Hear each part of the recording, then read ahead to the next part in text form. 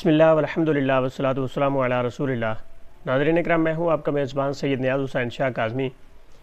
آج 17 رمضان المبارک کی مناسبت سے ہم یوم بدر، غزوہ بدر کے موضوع پر گفتگو کرنے کی سعادت حاصل کریں گے۔ ناظرین اکرام، اللہ سبحانہ وتعالیٰ نے فرمایا وَلَقَدْ نَصَرَكُمُ اللَّهُ بِبَدْرٍ وَأَنْتُمْ أَذِلَّةٌ فَاتَّقُوا اللَّهَ لَعَلَّكُمْ تَشْكُرُونَ۔ فرمایا کہ بے شک اللہ سبحانہ وتعالیٰ نے بدر میں تمہاری مدد کی جبکہ تم بے سر و سامانی کی حالت میں تھے۔ اللہ سے ڈرتے رہو کہیں تم شکر گزار ہو۔ کفار مکہ نے یہ جنگ زبردستی مسلمانوں پر مسلط کی تھی، کیونکہ وہ نہیں چاہتے تھے کہ ایک معبود کی عبادت ہو۔ انہیں یہ پسند تھا کہ مکہ میں بت پرستی ہوتی رہے، قوم عرب بت پرست رہے، بت پرستی زوال پذیر نہ ہو، کیونکہ یہ ان کے آباء و اجداد کا پرانا مذہب تھا۔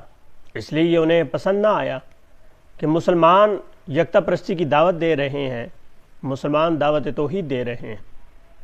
اس لیے وہ مسلمانوں کے خون کے پیاسے ہو گئے۔ اسی وجہ سے نبی کریم صلی اللہ علیہ وآلہ وسلم نے مسلمانوں کو اللہ کے حکم سے ہجرت کا حکم فرمایا۔ مسلمان مکہ سے ہجرت کر کے مدینہ چلے گئے، لیکن اس کے باوجود مشرکین مکہ کو سکون نہ آیا۔ انہوں نے مسلمانوں کی چراگاہوں پر حملہ کر دیا۔ وقت گزرتا گیا، 17 رمضان 2 ہجری، یوم الفرقان یعنی غزوہ بدر کا دن۔ ناظرین اکرام، اس جنگ کو غزوہ بدر اس لیے کہتے ہیں کہ بدر یہ ایک شخص بدر بن عامر کا کنواں تھا، جس کی وجہ سے اس کنویں اور اس جگہ کا نام بدر پڑا۔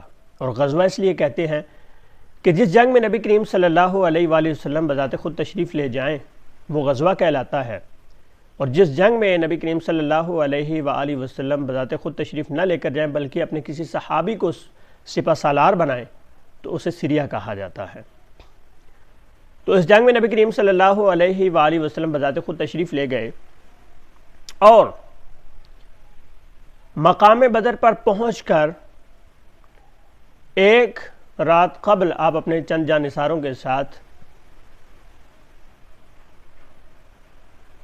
اس جگہ گئے، اور ہاتھ رکھ کر نبی کریم صلی اللہ علیہ وآلہ وسلم نے فرمایا کہ یہ فلاں کافر کی مقتل گاہ ہے، یہ فلاں کافر کی مقتل گاہ ہے۔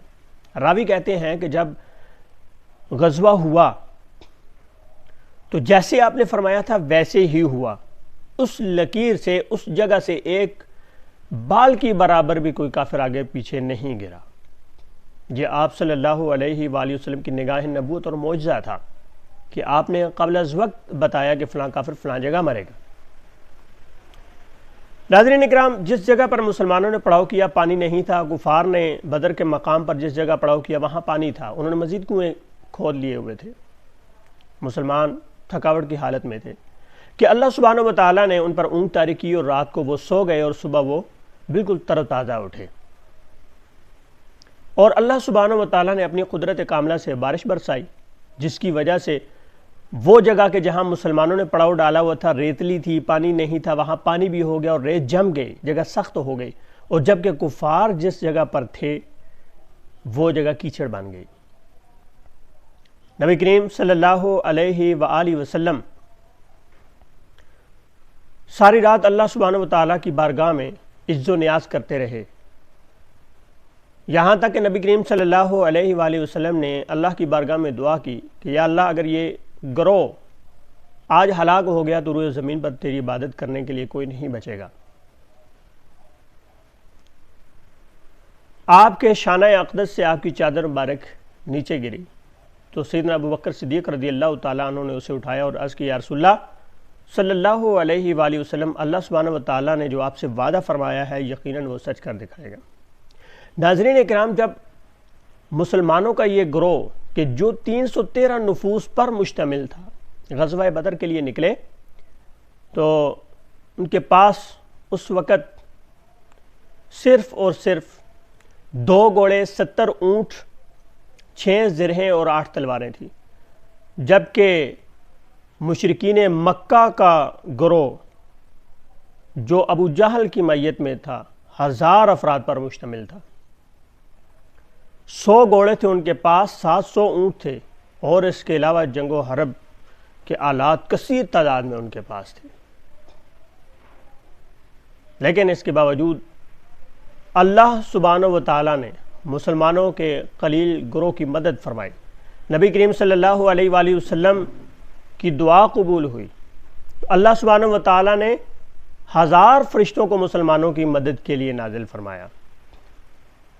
جہاں اس جنگ میں بڑی عمر کے افراد جوش و خروش میں تھے، وہیں نوجوان بھی انتہا درجے کا جذبہ اور جوش و خروش لیے ہوئے تھے کہ ابو جہل کہ جو تلواروں کے سائے میں، نیزوں کی باڑ میں تھا، اور اس کے ساتھی کہہ رہے تھے ابو الحکم کا خیال رکھنا کہ کہیں اسے کوئی گزر نہ پہنچے، تو وہیں 2 نوجوان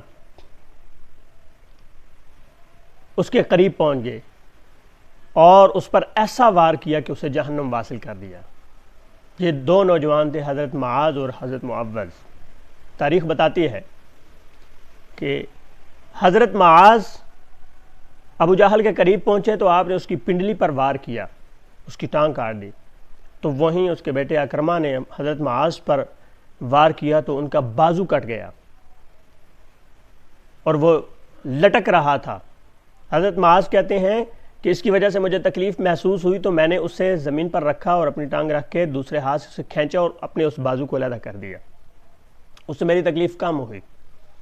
وہیں حضرت معوذ نے ابو جہل پر حملہ کیا اس تیزی کے ساتھ کہ اسے نیم مردہ کر دیا۔ اتنے میں حضرت عبداللہ بن مسعود رضی اللہ تعالیٰ عنہ تشریف لائے اور اس کا سر کاٹ کے نبی کریم صلی اللہ علیہ وآلہ وسلم کی بارگاہ میں پیش کیا۔ نبی کریم صلی اللہ علیہ وآلہ وسلم نے فرمایا ہے کہ یہ اس قوم کا فرعون تھا کہ جو آج قتل ہو گیا۔ ناظرین کرام، قلیل تعداد میں ہونے کے باوجود، بے سر و سامانی کے عالم میں ہونے کے باوجود، مسلمانوں کے اندر صرف اور صرف ایمان و اخلاص تھا اور نبی کریم صلی اللہ علیہ وآلہ وسلم کی اطاعت اور فرمانبرداری کا جذبہ تھا۔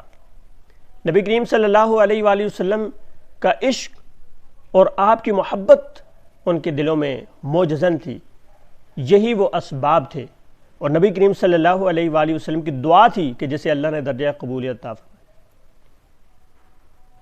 اس وجہ سے یہ اسباب تھے کہ اللہ سبحانہ و تعالیٰ نے فتح عطا فرمائی اور اس دن کا نام یوم الفرقان رکھا، حق اور باطل کے درمیان فرق کرنے والا دن۔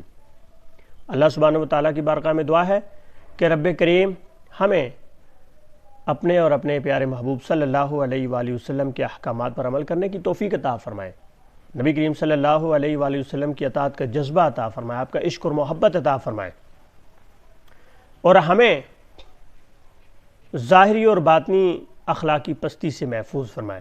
السلام علیکم ورحمۃ اللہ وبرکاتہ۔